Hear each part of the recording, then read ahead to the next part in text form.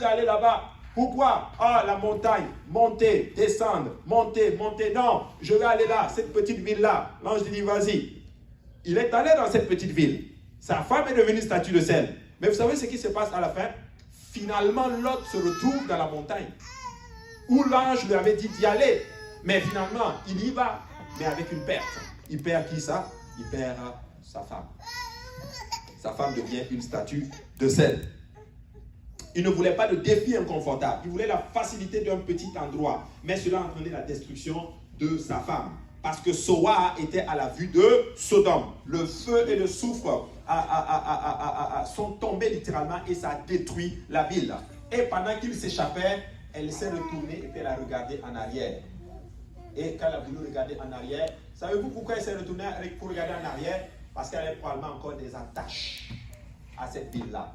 Moi, je suis là pour dire à quelqu'un aujourd'hui, si tu as donné ta vie à Jésus, tu dois couper le monde avec toi. Il ne faut plus qu'il y ait d'attache, alléluia, entre toi et le monde. Si tu as donné ta vie au Seigneur, c'est fini, ne retourne plus en arrière. Lot n'avait jamais été salé dans sa ville. Le jugement est donc tombé, malheureusement, sur sa famille. 2 Pierre 2,9 dit ceci, le Seigneur s'est délivré de l'épreuve les hommes pieux et réservé les injustes pour être punis au jour du jugement. Ceux surtout qui vont après la chair dans un désir d'impureté et qui méprisent l'autorité. Audacieux et arrogants, ils ne craignent pas d'injurier les gloires, tandis que les anges supérieurs en force et en puissance ne portent pas contre elles de jugement injurieux devant le Seigneur. Alléluia. Vous savez, c'est important, mes frères et sœurs, de marcher et de faire ce que Dieu veut qu'on fasse.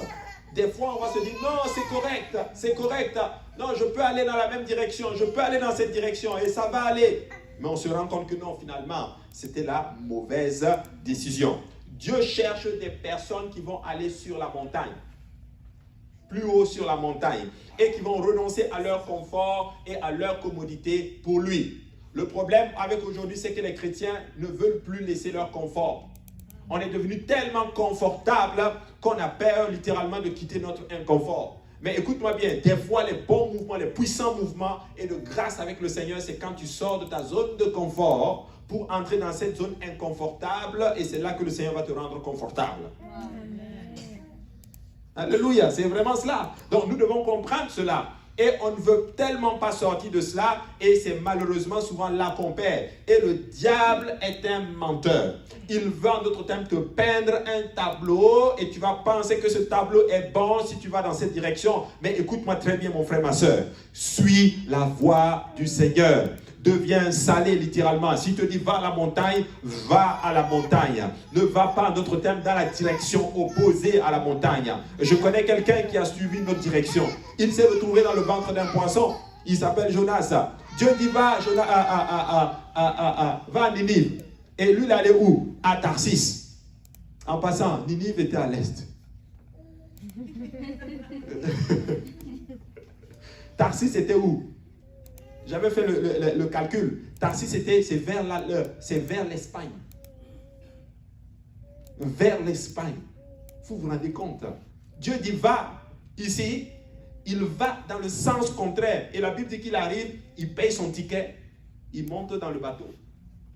Jonas est prêt à payer le prix de sa désobéissance. Il dit je paye même pour désobéir à Dieu.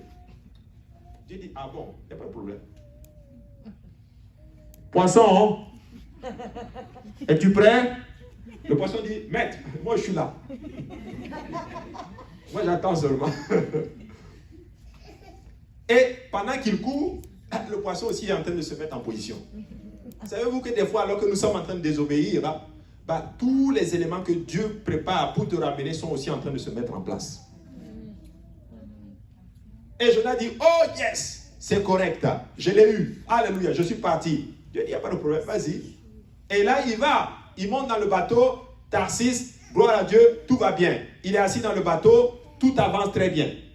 Tout avance bien. Rentrons un peu dans la scène ensemble. Il est assis dans le bateau. Il sait qu'il est en train de désobéir. Il est assis avec des gens. Chacun a acheté son ticket. Tout le monde est content. Vraiment, un d'entre eux a appelé sa famille et dit, j'arrive à 15h, attendez-moi à la gare. Gloire à Dieu. Tout le monde est assis. Personne ne s'attend qu'il y a un bandit qui est là. Un déserteur. Un fuyeur. savez, dans l'armée, s'il y a quelque chose que l'armée n'aime pas, c'est les déserteurs. Un déserteur de l'armée de l'Éternel. Ça fait penser à ce jeune homme-là, c'est juste la blague. Il a fouillé l'église. Il a disparu. Et un jour, le pasteur, c'est juste une blague, hein? Et un jour, le pasteur le voit. Le pasteur dit, mais jeune homme, mais c'est terrible, toi, je ne te vois plus dans l'armée de l'Éternel. Il dit, non, pasteur, je suis là, c'est parce que je suis dans les services secrets.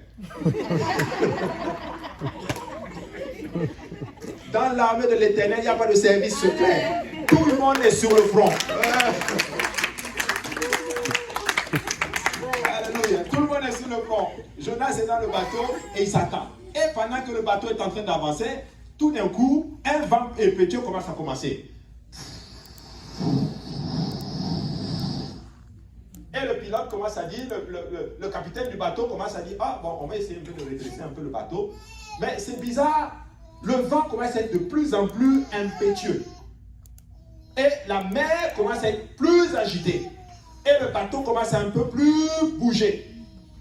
Monsieur se lève, il sait que c'est Dieu qui a l'œuvre.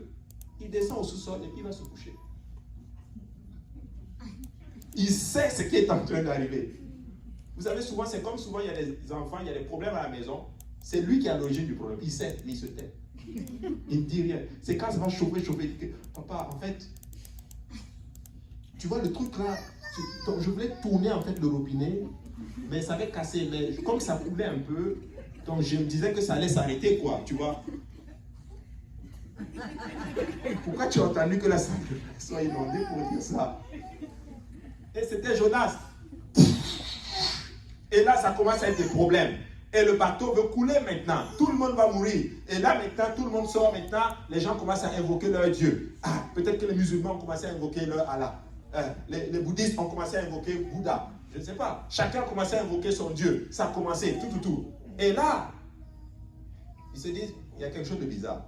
Le jeune homme qui était assis là, en passant, il est où? On rentre, monsieur dormait. Il dormait. Et finalement, on tire au sort. Et regardez bien, même dans l'occultisme, en faisant leurs affaires de tirer au sort, Dieu permet qu'on sache que c'est lui. Parce que je suis convaincu que c'est des choses occultes qu'ils ont fait pour tirer au sort. Pour savoir que c'était... Ils n'ont pas invoqué Jéhovah. C'est d'accord avec moi. Ils ont dû faire des pratiques occultes.